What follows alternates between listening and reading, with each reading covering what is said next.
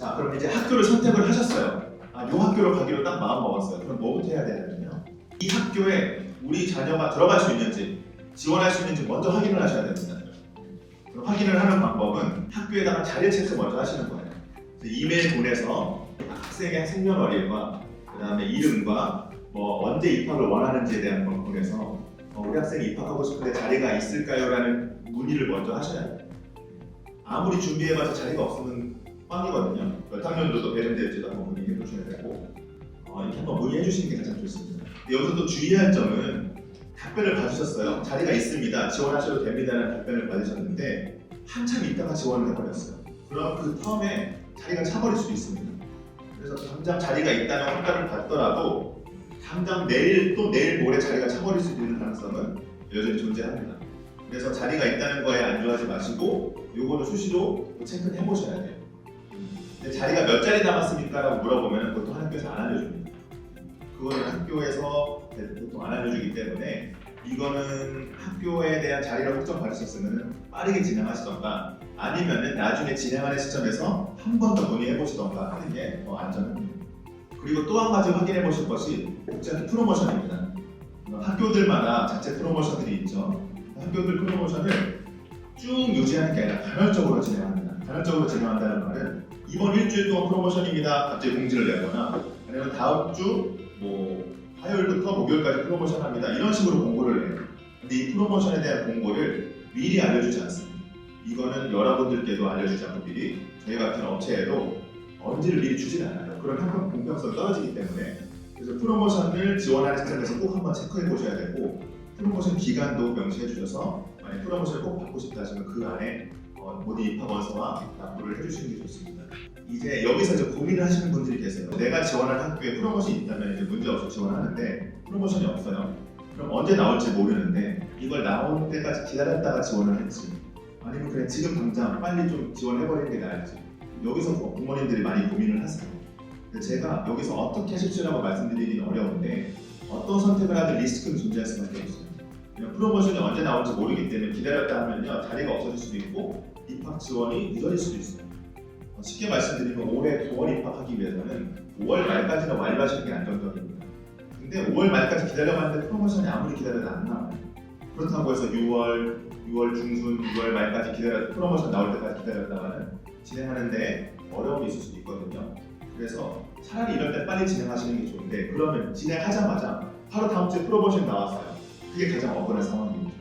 그래서 이거는 여러분들이 선택하실 때 저희 같은 업체도 사실 알 수 없고 개인적으로도 아실 수 없는 거기 때문에 이거는 리스크는 존재할 수밖에 없습니다. 근데 프로모션 기다렸다가 자리를 져버리는 경우 굉장히 많이 났어요. 그래서 이거는 조심하시는 게 좋습니다. 학교에 입학 다 이메일이 있거든요. 학교 홈페이지에 그 이메일을 보내서 이런 것들은 좀 사전에 확인하시는 게 좋고요. 자, 그럼 이제 자리가 있어서 입학을 지원하고 싶다 하시면 이제 지원하는 방법이 있습니다. 자, 처음에는 원서, 어플리케이션 폼이라고 해요. 원서를 작성하셔야 되는데 원서 작성에는 학교마다 방법이 다 다릅니다. 어떤 데는 온라인으로 본인 사이트들의 계정을 로그인해서 온라인으로 원서를 접수하는 데도 있고요. 어떤 데는 원서를 출력해서 수기로 적거나 아니면 PDF 파일로 적은 다음에 그거를 이메일로 제출해야 되는 학교들이 있습니다. 모두 다 영어로 적으셔야 됩니다. 그래서 원서에 들어가는 내용들이 생각보다 많아요. 현재 학교에 대한 정보부터 해서 교장 선생님 이름, 이메일까지도 적어야 되는 경우도 많고요. 그다음에 지금 학생들이 가지고 있는 인적사항이라든가 정신적, 건강적 특이사항들도 적어야 됩니다. 그런 것들은 다 영어로 적으셔야 됩니다. 그리고 이제 이런 것들 원서 작성이 완료됐어요. 그럼 이제 입학 서류를 보내셔야 되는데 이런 서류들을 하나하나씩 보내시는 게 아니라 한 번에 같이 해서 보내셔야 됩니다. 자, 입학 서류들, 보통 이 서류들은 모든 학교가 다 원하는 서류고요. 여기 있는 서류들은 학교들마다 요청하는 학교가 있고 그렇지 않은 학교들도 있습니다. 자, 모든 서류는 스캐너로 스캔해서 보내셔야 됩니다. 핸드폰 카메라를 찍는 거 안 됩니다. 스캐너로 한 번에 해서 보내셔야 되고요. 한 번에 보내실 때 파일별로 이름을 다 영어로 바꾸셔야 돼요. 예를 들어서 우리 학생 이름이 홍길동이다. 그러면 영어로 홍길동, 스쿨 리포트, 홍길동, 패스포트 카피 이런 식으로 다 나눠서 좀 클리어하게 보내셔야 됩니다. 그리고 생활기록부, 생활기록부는 최근 보통 2, 3년치를 원하고요. 공증 그리고 영문 번역본을 요청을 합니다. 영문 번역은 우리 어머님께서 셀프로 하시면은 되는 학교가 있고 안 되는 학교가 있어요. 여기서 되는 학교 안 되는 학교 기준은 공증에 들어갑니다. 공증을 요청하는 학교들은 꼭 번역사가 번역을 하고 공증을 받아야 됩니다. 그래서 번역님한테 의뢰를 하고 공증을 받으셔야 되고요. 공증을 요청하지 않은 학교는 뭐 영어를 잘하시는 부모님 그러면 직접 번역해서 제출하셔도 상관없습니다. 근데 대부분 학교는 공증을 원래 원칙으로 하고 있으나 저희 같은 이제 회사 통해서 접수하는 공증을 면제하는 경우가 대부분이고, 번역 비용 같은 경우는 보통 한 장에 2만 원에서 3만 원이 일반적인 시장가예요. 어떤 데는 더 비싼 데도 있고 어떤 데 저렴한 데도 있고. 그리고 건강검진을 요구하는 학교들이 있습니다. 건강검진이라는 건 엑스레이 찍고 소변검사하고 피검사하는 거. 건강검진 요구하는 학교들은 한국에서 원래 건강검진 병원 가서 검사 받고 제출하는 게 원칙입니다. 근데 건강검진 병원들이 생각보다 비싸요. 보통 2~30만 원 정도 합니다. 근데 이제 저희 회사 같은 경우는 이제 현지 학교에서 통해서 조금 딜을 해요. 현지 가서 좀 받겠다. 현지에서 받으면 3~4만 원이면 받거든요. 4~5만 원 정도. 네, 그런 팁들도 있으니까 여러분께서 나중에 만약 학교와 이런 거 딜이 좀 가능하시면은 건강검진은 말레이시아에서 받는 게 굉장히 저렴하게 받으실 수 있습니다. 그리고 재학 중인 학교에 선생님 추천서를 요구하는 학교들도 몇 군데 있습니다. 그런 경우에는 지금 있는 재학 중인 선생님이 영어로 추천서 써주셔야 돼요. 이 추천서는 저희가 받아서 보내드리는 게 아니라 학교 측과 선생님이 다이렉트로 소통하게 되어 있습니다. 추천서는 부모님이라든지 학생이라든지 유학원 같은 업체가 중간에서 전달을 해버리면 추천서를 만들 수도 있는 거잖아요. 내용을 바꿀 수도 있는 거고, 그렇기 때문에 학교 측과 학교 측이 다이렉트로 소통을 하게 되어 있습니다. 추천서가. 여기 입학 서류 샘플입니다. 공증을 하게 되면 이렇게 공증 앞페이지가 이렇게 붙어요. 법무법인, 공증인가 이런 게 붙고요. 그 다음에 생활기록부도 국문으로 나온 생활기록부 양식 그대로 따라서 이렇게 번역을 해야 됩니다. 생활기록부 3년치라고 되어 있는데 2학년인 학생들이나 1학년인 학생들은 3년치가 안 되잖아요. 그런 경우에는 1, 2학년, 지금 현재까지만 해주시면 되고요. 간혹가다 그렇게 보냈는데 유치원 거 보내주세요라는 학교들이 있어요. 유치원에 생활기록부가 없죠. 유치원 재학했다는 증명들 껴서 보내주시기도 해요.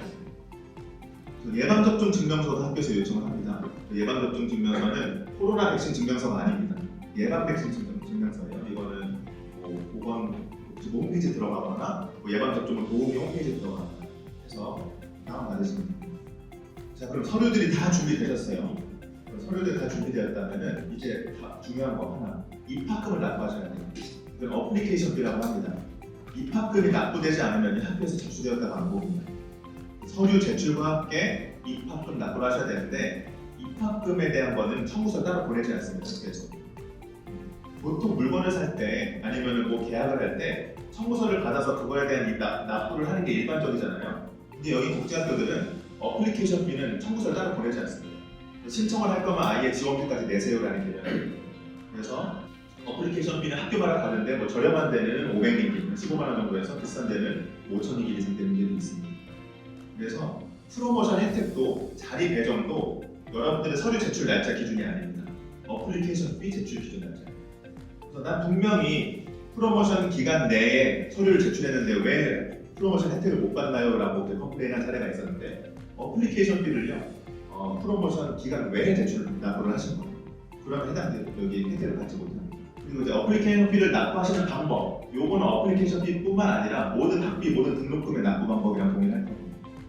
학교 계좌 정보를 확인하신 다음에 학교 자체에서 플라이어 와이어라는 해외 결제 링크를 가지고 있는 학교들이 있어요. 그런 학교는 플라이어 와이어 클릭하시면은 거기서 송금이랑 링크가 되거나 카드 결제로 링크를 바로 뜨게 됩니다. 이제 플라이어 와이어가 없는 경우에는 우리 국내 내에서 해외 송금 어플을 통해서 송금을 하시거나 은행 방문한 다음에 송금을 하시는 방법이 있는데 은행 방문해서 송금하는 방법은 요즘 많이 쓰진 않습니다. 굉장히 오래 걸리고 수수료가 비싸기 때문에 보통 해외 송금 어플을 이용해서 많이 하시거나 아니면 플라이어 와이어를 통해서 많이 하십니다. 그럼 이거 송금을 한 다음에 송금을 했다는 걸 증명을 해야 되잖아요. 한국 내에서 계좌이체는 이름이 떠요. 저희 받는 사람에서. 근데 해외에서는 그렇게 뜨진 않습니다. 그렇기 때문에 꼭 송금했다는 송금증을 스캔이나 사진 찍어서 학교 측에 제출을 하셔야 됩니다.